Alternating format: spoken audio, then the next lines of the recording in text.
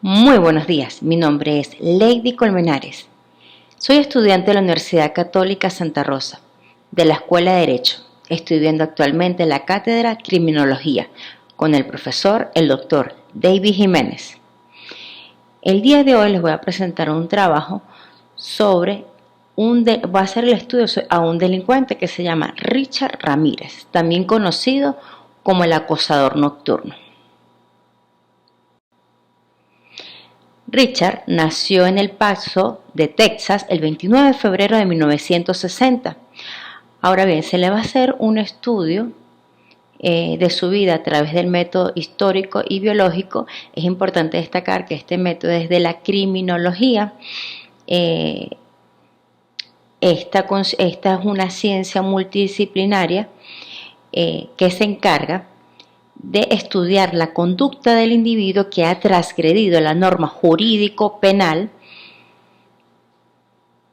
y esa acción u omisión, esa conducta, tiene un tipo de penal donde la criminología busca estudiar el por qué la persona cometió el delito y reinsertarlo en la sociedad, si es que se puede, según sea el caso, reinsertarlo a la sociedad. ¿A través de qué? A través de los equipos multidisciplinarios.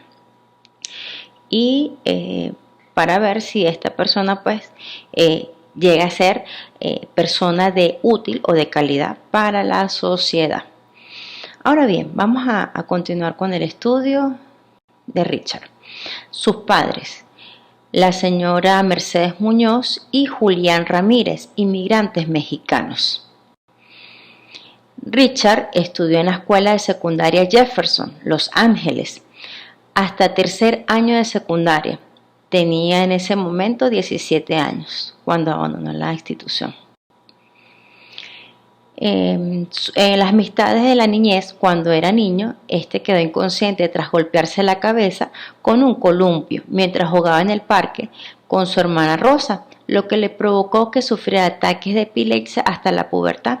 Esto causó que el niño fuese tímido, casi no se comunicara con las demás personas, casi no hubiera ese contacto mucho con la sociedad a raíz de esta situación. Ahora bien, vamos a ver el entorno familiar. Es importante destacar que el entorno familiar de Richard fue disfuncional. ¿Por qué? Porque su papá era alcohólico y violento, era una persona muy violenta donde golpeaba a su mamá, a sus hermanos, incluso a él.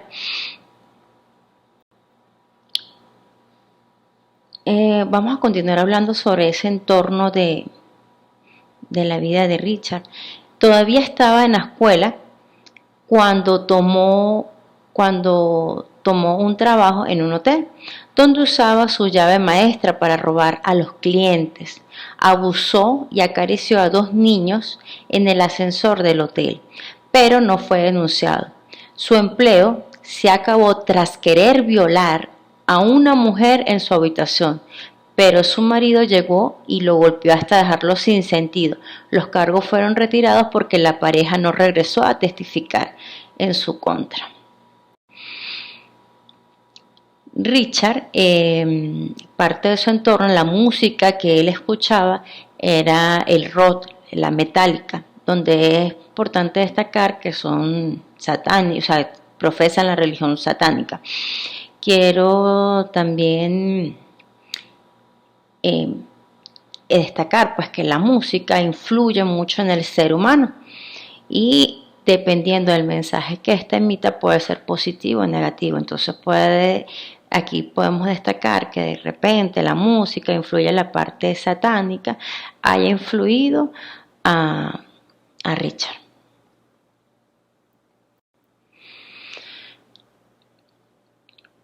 Richard se convirtió en un adolescente peligroso bajo la influencia de ser satánico, lo que me hablaba antes, esa música le influye a Richard, donde se decía que estaba guiado por Satán, robando y matando animales para el consumo de la droga.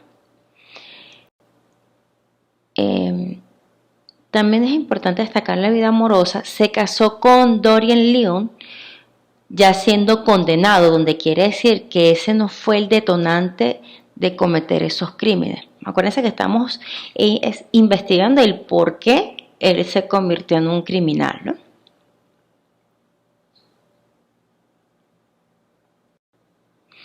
Ahora bien,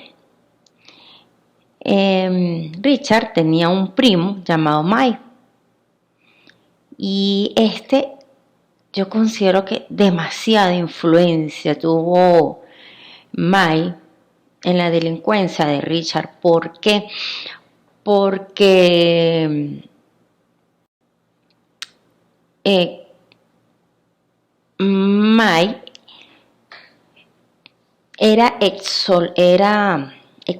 soldado de las guerras de Vietnam. Entonces él le enseñó, cuando Richard tenía 9 años, fotos donde asesinaban a mujeres. Se tomaba fotos con mujeres descuartizadas, mujeres guindadas. Y de hecho enseñó a Richard a cómo matar a personas. De verdad que es un poquito así como que, oye, cuesta, ¿no? O sea, cómo esa persona va a inducir a un niño de 9, 10 años a ser un criminal prácticamente, porque enseñándole, incitando a cometer esos actos, es como que... Y aparte de eso, Richard presenció cuando Mike mató a su esposa. Él tenía, 10 años cuando ocurrió ese hecho. Y se dice que Richard, en vez de asustarse, como que sintió placer o admiración de este hecho, pues. Richard, es importante destacar que Mike fue tras 4 años de estar en un hospital, fíjense ustedes, tras 4 años de estar en un hospital, el hombre fue declarado inocente de haber matado a su esposa, según le diagnosticaron estrés postraumático severo por haber participado en la guerra de Vietnam. Es decir, que esta persona no estaba bajo buenas condiciones, vamos a decir. Por eso es que de repente esa mala influencia hacia Richard, pues, porque era un niño. Y su primo, tras estrés postraumático, influenció o condució a Richard de manera muy, pero muy negativa. Yo considero que este fue uno de los detonantes del por qué Richard se convirtió en lo que vamos a seguir estudiando. Richard a los 9 años empezó a fumar marihuana y a los 10 empezó a robar. Es importante destacar que Mike fue gran influencia en Richard para comenzar pues estos delitos. Aunque quiero destacar que los contextos son importantes, ¿no? A raíz de presenciar que su primo mató a su esposa, la hermana mayor de Richard se lo llevó con su esposo. Pero fíjense ustedes, el esposo y también conducía a Richard para que vigilaran a mujeres, claro, nada más fue, vamos a decirlo así, vigilancia, pues. No fue más allá. Ahora bien, Richard a los 17 años se dedicó a la vida criminal, que fue cuando en el estudio, de donde estudió, a los 17 años él sencillamente dejó los estudios y se dedicó a ser un delincuente. Con tan solo 17 años lo detuvieron en posesión de marihuana, donde estuvo un tiempo en un reformatorio. Poco tiempo después se fue a la ciudad de California donde empezó a cometer pequeños hurtos, a robar carros en el año 1983. Lo condenaron por robar un carro, pasó 6 meses en la cárcel. Al salir, atacó a varios inocentes, los aterrorizaba, los tramaba, y eso para él era diversión.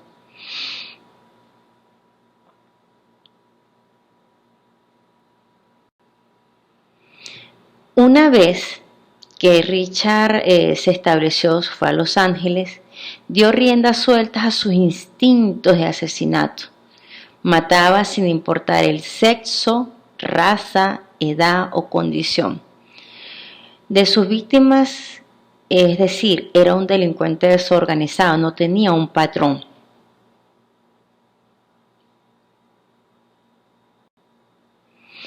Él inició a matar a personas, ¿verdad? Como anteriormente lo comenté, en el año 1984. Bueno, de lo que se conoce. Y este caso me impactó mucho, ¿no? Porque fue justamente el asesinato, fue a una niña, el 10 de abril de 1984. La niña tenía 9 años. Fue muy triste porque la niña estaba con su hermanito de 8 años. Esta niña se le cae un billete, sale a buscar el billete, viene Richard y le dice: yo sé dónde está. Se la lleva a un sótano donde justamente comete los crímenes, o podemos hacer esa analogía parecido a cómo su primo se lo enseñaba. A la niña la golpeó, la estranguló, la guindó, desnuda. La niña llegó y la guindó. Muy parecido a los actos criminales que llegó a cometer su primo. Claro está, o sea, estaba enfermo debido a un estrés postraumático de esa guerra de Vietnam. Por eso es que siempre soy de las partidarias que viva la paz y no la guerra. Bien, vamos a continuar. En junio de 1984, Richard Ramírez comenzó la ola de asesinatos, irrumpiendo a sus casas, violando y matando. Robaba a sus víctimas antes o después de matarlas. Usaba lo que robaba para comprar adicción, o sea, ya era adicto a la cocaína, y para pagar alquiler. Aquí quiero destacar que, como anteriormente lo dije, era desorganizado. Generalmente, aparte de irrumpir en las casas de las víctimas, se metía por las ventanas. Si alguien dejaba la puerta abierta, o sea, se metía por... generalmente llegaba, los esposos los mataba, las mujeres las violaba. Hubo un caso de 2 señoras donde él sencillamente llegó y la electrocutó, les colocó corriente. O sea, era una cosa salvaje. Era algo, esos actos criminales demasiado violentos. Había una violencia impresionante. Bien, entonces en ese año, en 1984, empezó esa ráfaga de sangrienta, que fue lo que le estaba comentando, pues, que era llamado el terror de Los Ángeles. Ya la comunidad estaba toda preocupada porque estaban haciendo los asesinatos en serie. Fue un acto atroz.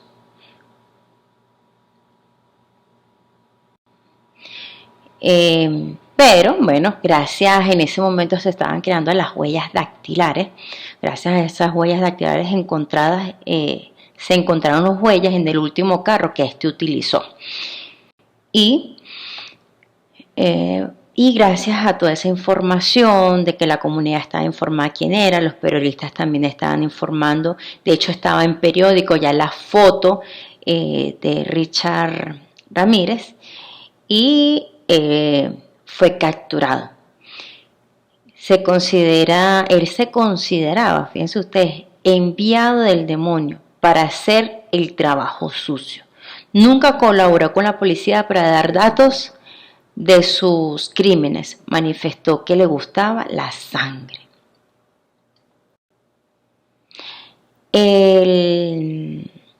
Este delincuente en el tribunal se declaró inocente.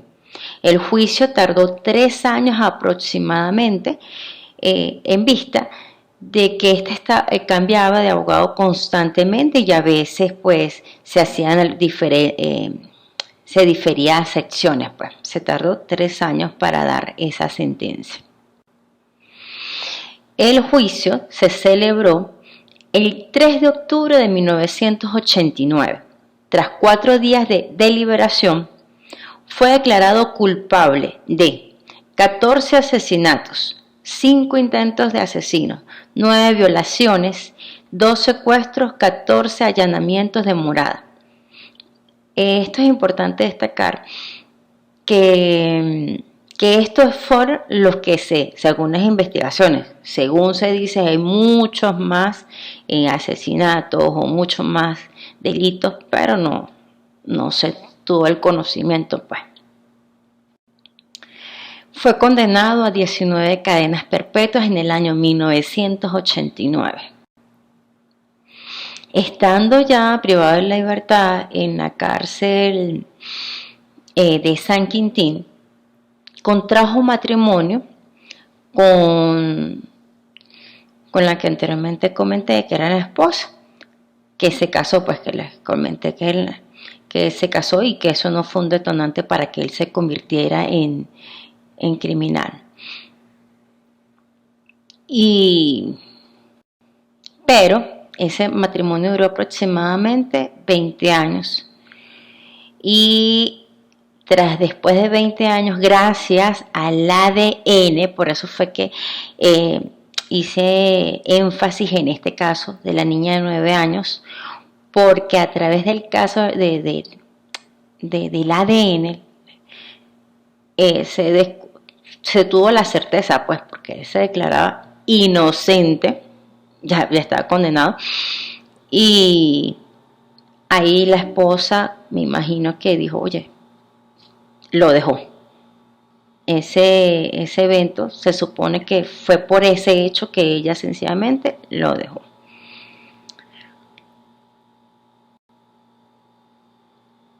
Es importante destacar que Richard Ramírez falleció a los 53 años, no por la ejecución, sino por una enfermedad. Él falleció en el Hospital General Marín, donde ya no tenía esposa, o sea, nadie reclamó el cuerpo y sencillamente fue incinerado. Ahora bien, vamos a hacer vamos a hacer unas interrogantes, vamos a responder. ¿Por qué se convirtió Richard Ramírez en delincuente? Bueno, en particular, según el estudio biológico histórico, podemos decir que los traumas de violencia ocurridos en su niñez también fue un impacto detonante, pues. El hecho de vivir una familia disfuncional, que su papá le pegara a su mamá, que fuese alcohólico, de verdad que es importante también destacar que el barrio donde ellos vivían era un sitio de pobreza, entonces por eso es que siempre digo, o sea, la familia es la base de la sociedad y es tan importante, sobre todo mujer o hombre, seleccionar bien con quién se van a casar. De verdad que es sumamente elemental, porque muchos de estos casos que estudiamos los delincuentes nos damos cuenta que todo es a base de la familia, pues. Hay casos excepcionales que, bueno, según, pero en este sí, evidentemente, pues fue la familia y sobre todo la influencia de su primo, que después, según estudios, nos damos cuenta de que estaba enfermo a raíz de ese estrés postraumático de una guerra, donde se cometió pues crímenes horribles y este joven enfermo pues afectó o influenció a ese niño, pues. También a raíz de también el consumo de la cocaína, consumo de la droga, influencia de las canciones. Por eso que nosotros como padres debemos estar pendientes qué canciones escuchan nuestros hijos, Es sumamente importante estar vigilante. Bien, vamos a continuar. Ahorita vamos a hacer una pequeña analogía de los hechos punibles cometidos por Richard Ramírez con nuestro ordenamiento jurídico. Podemos decir que en el artículo 43 de nuestra Constitución nos dice: el derecho a la vida es inviolable. Ninguna ley podrá establecer la pena de muerte ni autoridad alguna que lo aplique. El Estado protegerá la vida de las personas que se encuentren privadas de libertad, prestando el servicio militar, civil, sometida. Entonces, aquí es importante destacar que allá le habían dado 19 penas perpetuas, ¿no? Y aquí no le dieron cadena perpetua. Aquí se le da el derecho a la vida. Este no fue el caso, pero sí hay muchos casos donde se les daba la pena de muerte. Y lo quise resaltar. También quiero destacar el artículo 405 de nuestro Código Penal venezolano, que nos dice que el que intencionalmente haya dado muerte alguna a una persona será penado con presidio de 12 a 18 años. También en la definición de las mujeres libres de violencia, nos dice en el artículo 14, la violencia contra las mujeres, que se refiere a la ley, comprende todo acto sexista que tenga o pueda tener como resultado un daño o sufrimiento físico, sexual, psicológico, emocional, laboral, económico, patrimonial, la coacción o la privación arbitraria de la libertad, así como la amenaza de ejecutar tales actos, tanto si se produce en el ámbito público o privado de formas de violencia. Y quiero también resaltar el artículo 15 de esa misma ley, que nos dice: se considera formas de violencia de género en contra de las mujeres las siguientes. Se menciona los numerales donde Richard cometió esos crímenes, que fue la violencia física, donde está que es toda acción o omisión que directa o indirectamente está dirigida a ocasionar daño, sufrimiento físico a la mujer, tales como lesiones internas, externas, heridas, hematomas, quemaduras, empujones o cualquier otro maltrato que afecte la integridad física. Fíjense ustedes que Richard, uno de sus crímenes fue a una señora que le electrocutó, o sea, me llamó mucho la atención, electrocutó, a otras le quitó los ojos con un cuchillo, y según estaba viva la persona, o sea, actos crueles. Entonces, aquí en nuestra norma está en la ley libre de violencia, está contemplado. También tenemos la violencia sexual, ya que él sencillamente a muchas personas, bueno, ahí están contabilizadas las que él violó, y fue de una manera con mucha violencia, mucha violencia. Vamos a continuar. Quiero destacar también la ley orgánica de drogas. En su definición nos dice: drogas, toda sustancia que introducida en el organismo por cualquier vía de administración puede alterar de algún modo el sistema nervioso central del individuo y es más susceptible de crear dependencia. Y el artículo 128 del título 5 del consumo y procedimiento nos dice que persona consumidora dependiente y consumidora compulsiva se entiende por persona consumidora dependiente al consumidor o consumidora del tipo intensificado, que se caracteriza por un consumo a nivel mínimo de dosis diarias, generalmente motivado a la necesidad de liberar tensiones.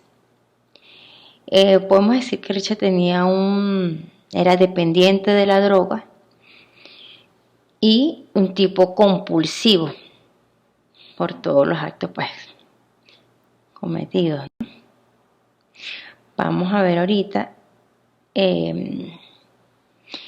nos habla cómo sancionaron interrogante, ¿cómo sancionaron los hechos punibles cometidos a Richard? Aquí es importante destacar que condenaron a 19 cadenas perpetuas en el año 1989 a Richard, ¿verdad? En nuestra legislación la pena máxima son 30 años. Considero que nuestra norma jurídico penal se debería aumentar la pena en los casos que se cometiera. Bueno, gracias a Dios, ahorita no tengo así recuerdos que haya pasado aquí ese hecho tan atroz, en nombre de Dios que nunca pase. Pero sí, o sea, ver bien las penas y la conducta, pues, o sea, de ver ese comportamiento y la conducta y el comportamiento, y también no, en este interrogante, vamos a responder, ese comportamiento de Richard, ¿creen ustedes que puede ser reinsertado en la sociedad? En particular, pienso que no. Primero, esa actitud a los 17 años, si bien es cierto, o sea, no era adulto, pero bueno, estuvo en privado, pero salió y al contrario, o sea, fue como más agresiva las conductas, ¿no? No hubo un cambio ahí.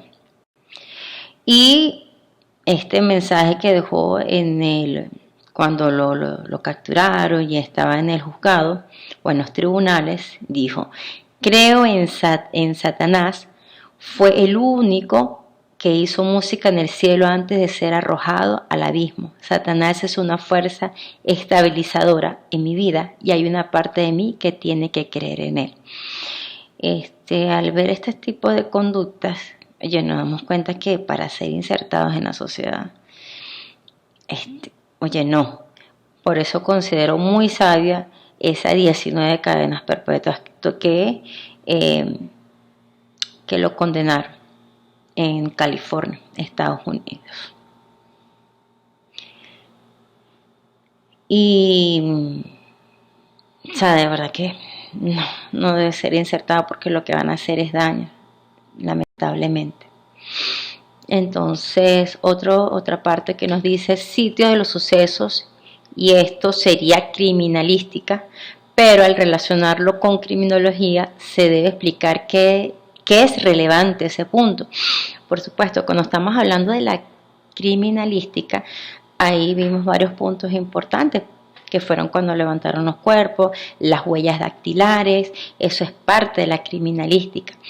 Y es importante en dónde ocurrieron los hechos. ¿Por qué? Porque de esa manera nos permite estudiar esa conducta de ese criminal.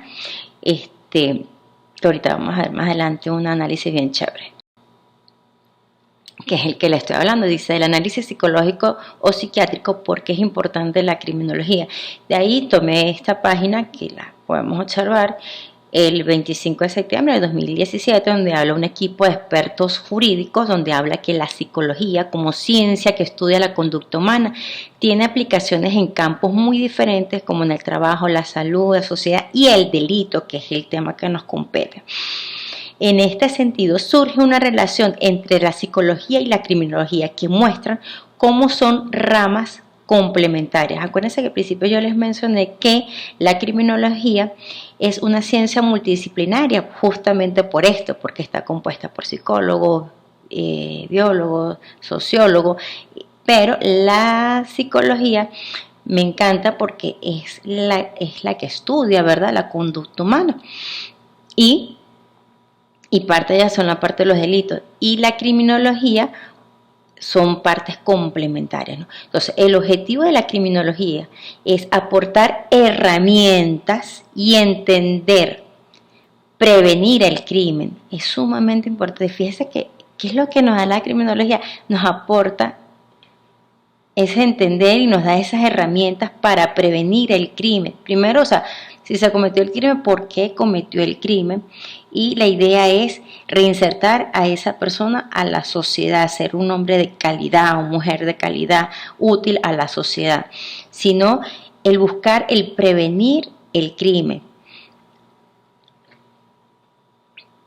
Como decía no me acuerdo ahorita exactamente el nombre, pero lo que decía era eso, o sea, para prevenir no es tanto la pena, sino hacer la manera para prevenir el crimen. Creo que era Montesquieu, que era, se hablaba de eso, pues había que prevenir, no tanto era la pena, sino prevenir el crimen. La criminología estudia y trata de averiguar la razón, que es lo que estaba comentando ahorita, el por qué la persona comete un delito, qué significa que tiene esa persona el delito y por qué no le teme al castigo y no le persuade de cometer el delito.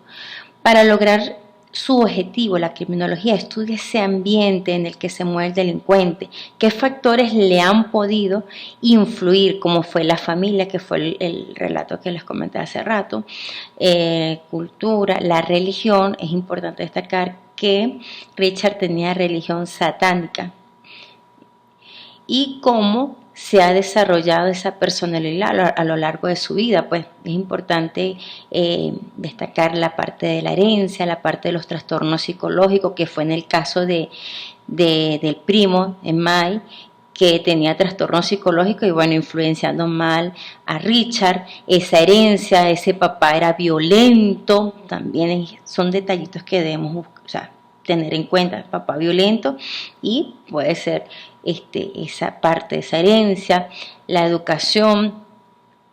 A los 17 años sencillamente llegó, abandonó y ¿dónde está familia? La inteligencia y psicología y criminología. Entonces, aquí lo hablan como teorías, pero sabemos que son ciencias del comportamiento criminal. Como consecuencia de todo lo que hemos visto anteriormente, podemos incluir a la psicología criminal. Consiste en la aplicación de la psicología a ese comportamiento criminal. Desde el punto de vista para entender los comportamientos criminales se utilizan diversas teorías, como las que describimos a continuación. Está la psicología evolutiva, que se centra en la aplicación de las teorías de la evolución, ese comportamiento humano, es decir, de qué se trata la evolución de una persona, puede incidir en el comportamiento criminal, que fue lo que pudimos observar con el primo de este muchacho. Psicología social es cuando hablamos ya de sociedad, o sea, la sociedad puede influir para que, o al hacer un detonante para que una persona se pueda convertir en criminal, se puede dar el caso. En el área existen diversas teorías con las que estudian los procesos grupales, en lo que esta conducta criminal está influenciando un grupo. Una de ellas quiero mencionar que es la teoría de asociación diferencial, pues, que son las que copian los patrones, las conductas en parte de la sociedad. Características de la personalidad. Esta teoría sostiene que la parte de la personalidad, pues, que puede ser los trastornos psicológicos como la esquizofrenia, la parte de biología, que es el punto de vista que se analiza el comportamiento de los factores genéticos, ambientales.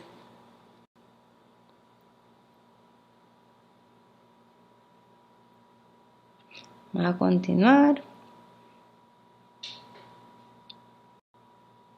¿Cómo se aplica la psicología criminal? Entonces podemos decir que la psicología criminal puede aplicarse a diversos ámbitos de la siguiente. Análisis del crimen.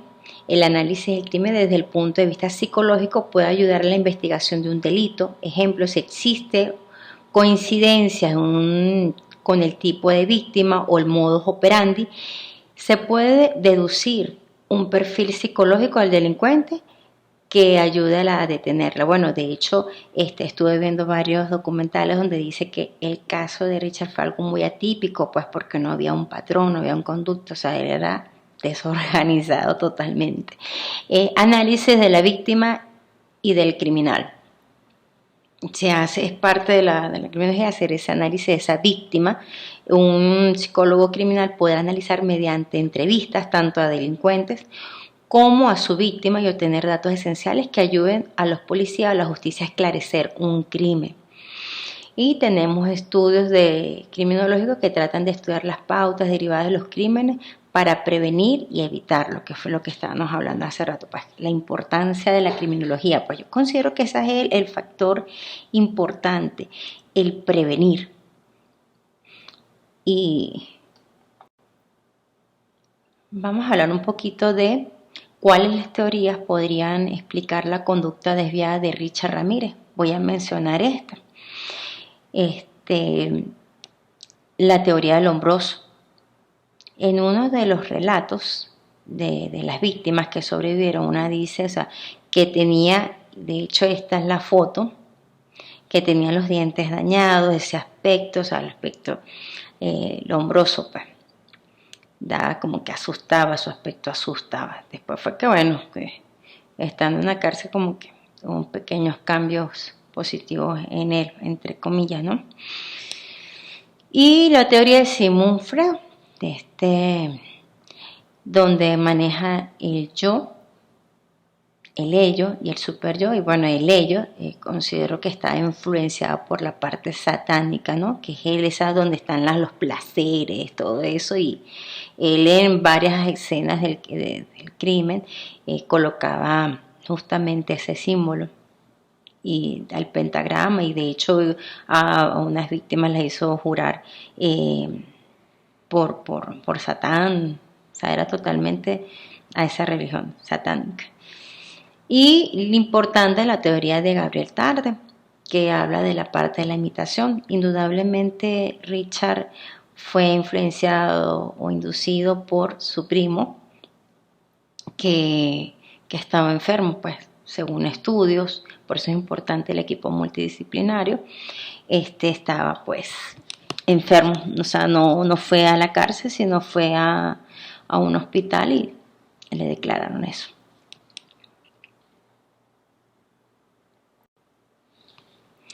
¿El delincuente nació o fue producto de la sociedad? Oye, yo considero que aquí hay, por una parte, crimen aprendido, ¿no? Porque, oye, May no estaba bien y al darle toda esa información a ese niño de 10 años, pues, y también tener una familia disfuncional, donde también podemos decir que hay un tipo de predisposición constitucional, es decir, de repente hay esa predisposición porque el papá era violento, entonces puede haber influido también eso a Richard, esa predisposición constitucional del padre que era violento, que le pegaba a su mamá, le pegaba a sus hijos, incluso al mismo Richard, la herencia del delito por parte también de su primo, aunque bueno, que ya se identificó que tenía ese trastorno post de la guerra de Vietnam. Y el artículo 128 de la ley de drogas, donde bueno, evidentemente era compulsivo, dependiente. Y cuanto a la personalidad de Nay, el carácter pues que nos va a decir la decisión que tiene cada ser humano de actuar, pues, o de decidir. Y el temperamento, que sencillamente es la forma como reaccionamos ante ciertas situaciones como seres humanos. Y vamos a tocar este punto. ¿Qué tipo de víctima buscaba Richard Ramírez? Mira, él buscaba mucho a las víctimas incapaces. El hecho todavía, la niña de 9 años era una víctima incapaz. También llegó a violar a personas con discapacidad.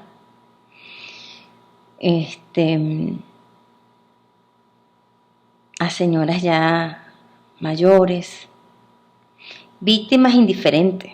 Eso él sencillamente, mujeres, hombres, niños, o sea, no medía nada, sencillamente llegaba y accionaba de su forma maléfica, pues vamos a decirlo así, porque honraba a Satanás, imagínense ustedes. Víctimas resistentes. Hubo un caso donde él llegó, mató al esposo, entró irrumpió primero el hogar, ¿no? Porque él llegaba y irrumpió el hogar, irrumpió el hogar, mató al esposo y a ella estaba robando, porque él siempre robaba, bien sea antes o después, para después, bueno, como anteriormente les comenté, para comprar cocaína y lucrarse pues de eso. Y entonces esta joven tomó un arma y le iba a disparar, pero el arma no tenía cartucho. Y bueno, él lamentablemente llegó, accionó y mató a esa víctima resistente que se iba a resistir, pero bueno. Ahora bien, nos hace esta pregunta.